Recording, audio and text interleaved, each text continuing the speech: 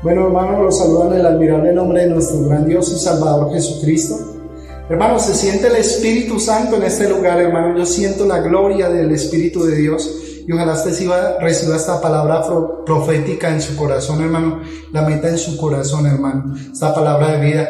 Y el mensaje lo hemos intitulado ¿Cuál es tu mensaje? Amén. Yo quiero que meditemos hoy, hermano. Recuerda que nosotros somos vasos útiles en las manos de Dios, somos atalayas en las manos de Dios y de acuerdo a eso, hermano, nosotros podemos llevar a muchas personas a la salvación, no animarlos a la salvación, porque nosotros no somos una iglesia que animamos a la gente y la contentamos, hermano.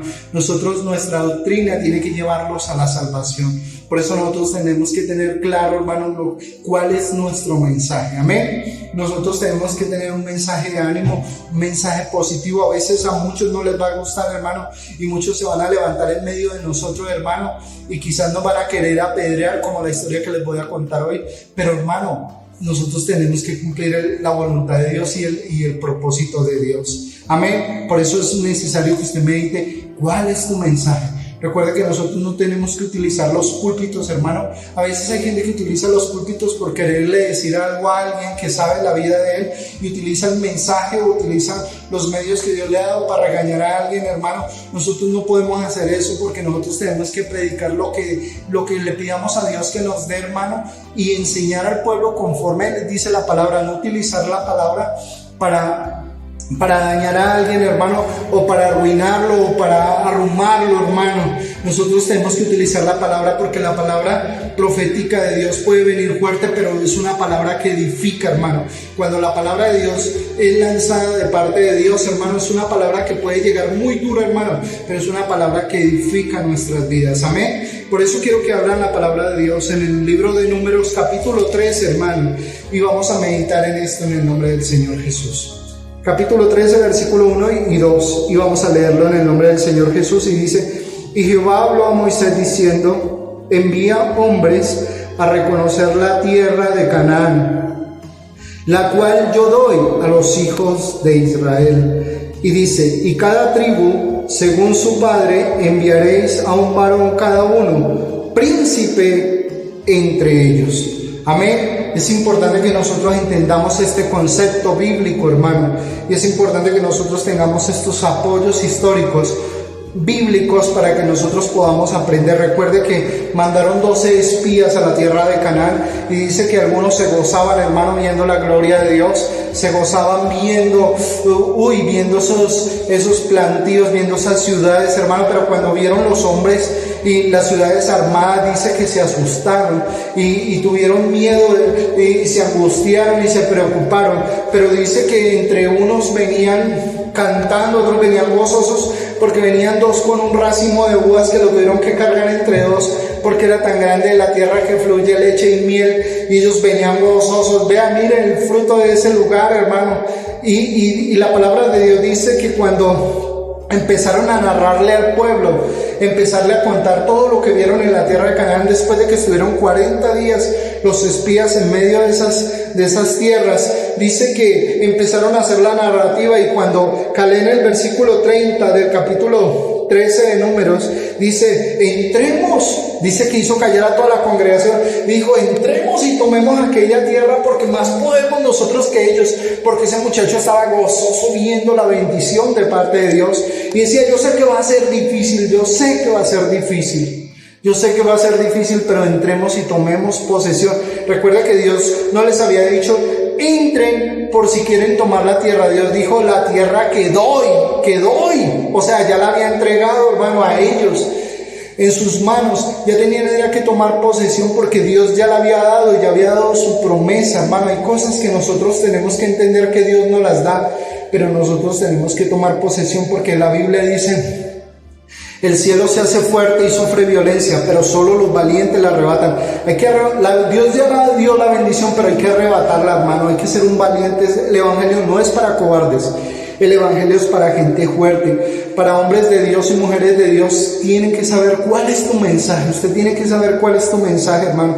Quizás a veces se va a poner difícil con el mensaje que va a traer, y quizás habrán 10 personas a tu lado que van a traer un mensaje negativo. Y cuando empieza en el versículo 31 dice que empezaron a narrar los otros 10 príncipes, decían, no, realmente hay ciudad fortificada, hay hombres gigantes, están los hijos de Anás, y están todos los caldeos, los cananeos, los amorreos, no, definitivamente, y hay hombres gigantes que nosotros nos vemos como langostas a un lado de ellos. Imaginen cómo se sintieron los hombres que tenían la bendición, el pueblo de Dios que tenía la bendición. No era por si querían tomar el pueblo, Dios ya les había dicho, entren y tomen esa tierra, hagan posesión porque yo la doy, dice el Señor, yo la doy. Y tenían que entrar, era tomar posesión, creerle al propósito de Dios. Por eso ellos amargaron a toda la congregación. En el capítulo 14 dice que toda la congregación empezó en su corazón a sentirse, y dice, mejor hubiéramos muerto en Egipto, vea usted habernos sacado a este desierto para morir a filo de espada.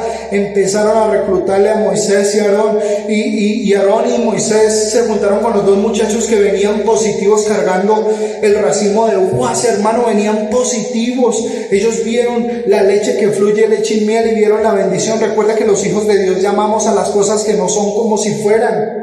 Por eso nosotros tenemos que tener el mensaje claro. Y la Biblia dice que Aarón y Moisés tiraron su rostro en tierra con los dos muchachos y empezaron a clamar y decían, no, entremos, hagamos caso a Dios. Y la congregación estaba desanimada por el mensaje que le han traído negativo a aquellos hombres. Hay gente que utiliza los púlpitos, hermano, para llenar de emoción a muchos.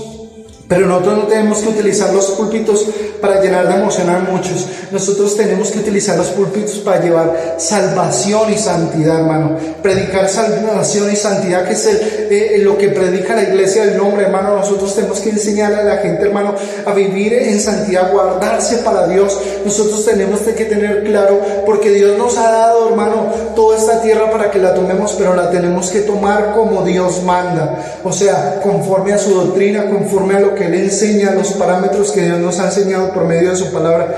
Por eso es que la Biblia dice que Caleb dijo, entremos a aquella tierra, porque él estaba en el gozo, entremos y comámoslos como a pan.